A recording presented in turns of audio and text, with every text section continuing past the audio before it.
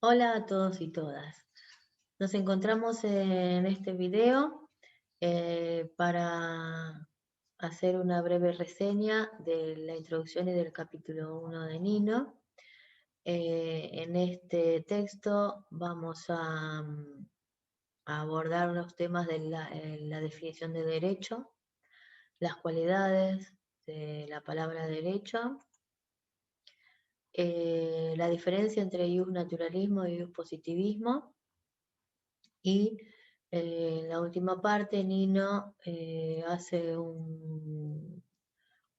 recrea el texto de un juicio hipotético, inspirándose en los juicios de Nuremberg.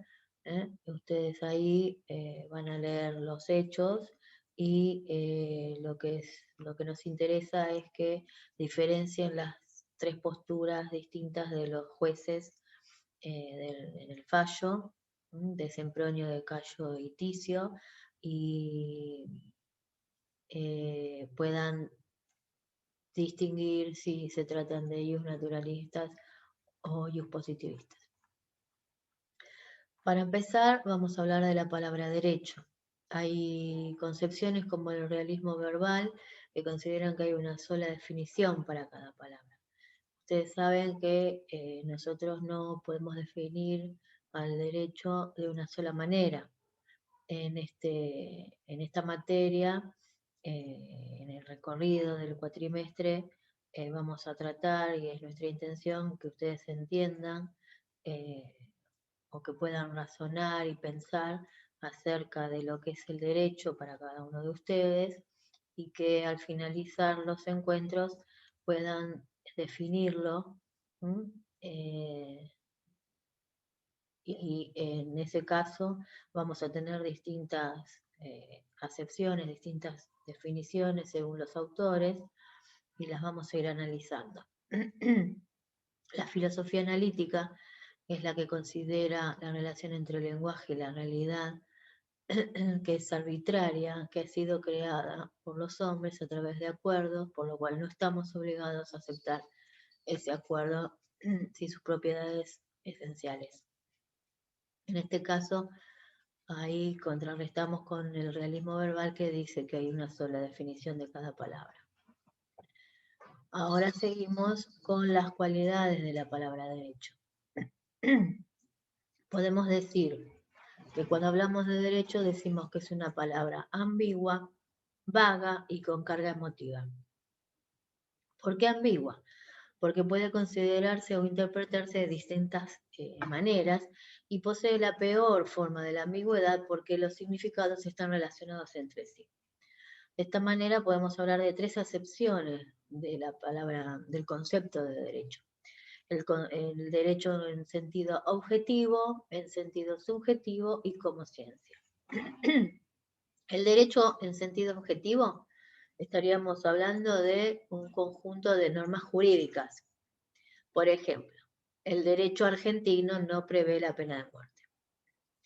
Si hablamos de derecho en sentido subjetivo, nos estamos refiriendo a la facultad o prerrogativa de cada individuo.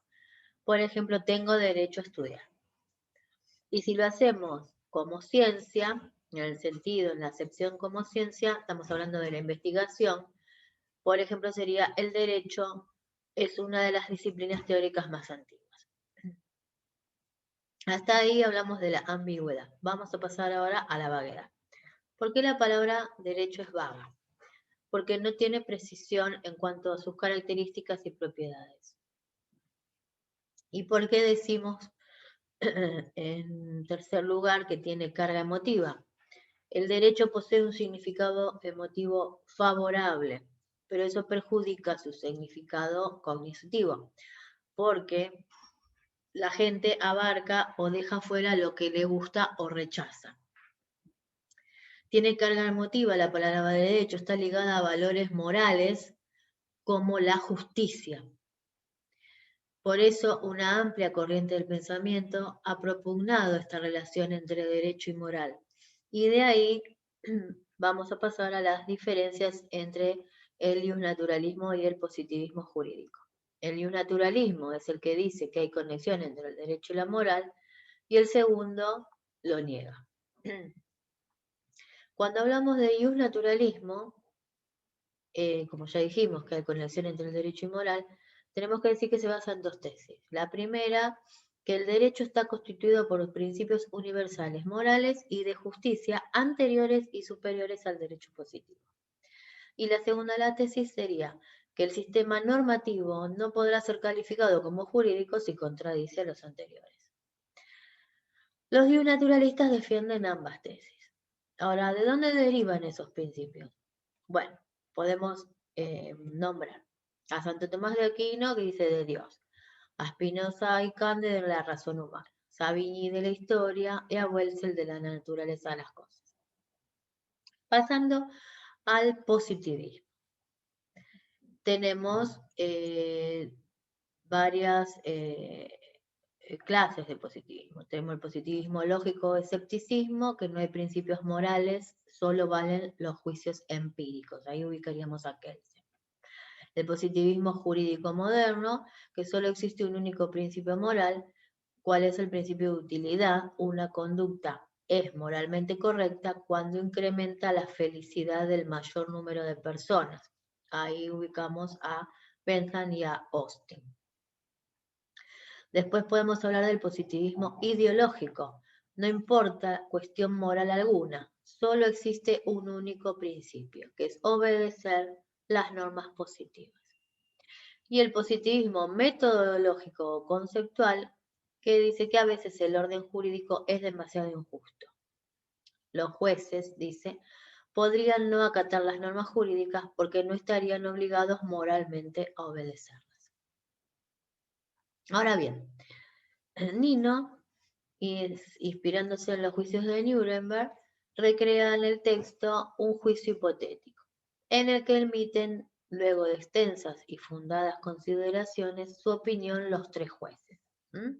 Una vez que ustedes lean los hechos y los acontecimientos que narra este juicio hipotético, ahí verán que tenemos que diferenciar las posturas de los tres jueces, Sempronio, Cayo y Ticio, y ubicarlos si son naturalistas o positivistas y si condenan o absuelven a los procesados. En primer caso tenemos a Sempronio, al juez Sempronio, que manifestó que a pesar de que los funcionarios del régimen nacional socialista se hallaban autorizados por el derecho vigente en el Estado a realizar los actos por los cuales estaban siendo juzgados, si cada vez que un grupo de personas lograra imponerse y estableciera sus propias reglas, resultaría aberrante. Este juez opina que por encima de las reglas impuestas hay un conjunto de principios morales universalmente válidos, que establecen derechos íncitos en la naturaleza humana, como el derecho a la vida, a la integridad, y a expresar opiniones políticas, a no ser discriminado, etc. Eso es el derecho natural. Y si las normas del derecho positivo contradijeran esos principios, estarían desnaturalizando el nombre de derecho. En este caso, con estos fundamentos, el juez Sempronio votó por condenar a los procesados y lo podemos ubicar en el grupo de los naturalistas. En segundo caso tenemos al juez Cayo. Compartió las valoraciones morales de Sempronio, pero dijo que debe opinar como juez y no como ser humano. Manifestó que el derecho está respaldado por un aparto coactivo que se ejerce sobre una población definida y en un territorio determinado. Por eso consideró que el régimen nazi era indudablemente un sistema jurídico, por más que el contenido de sus normas fuera aborrecible. Además, ese régimen había sido reconocido internacionalmente. Entonces, con estos fundamentos que dio el juez Cayo, votó por la absolución de los procesados y lo ubicamos dentro del positivismo. El tercer juez, Ticio, manifestó que ambas posiciones, las dos anteriores, le parecieron insatisfactorias. La primera porque no demuestra la existencia de los principios de derecho natural. Y la segunda porque cuando dice que los juicios valorativos son subjetivos o relativos, genera dudas Y esos son conflictos que debería resolver la filosofía. El problema, dice este juez, es determinar si los jueces deben acatar las normas jurídicas a rajatabla o si pueden hacer valer convicciones morales.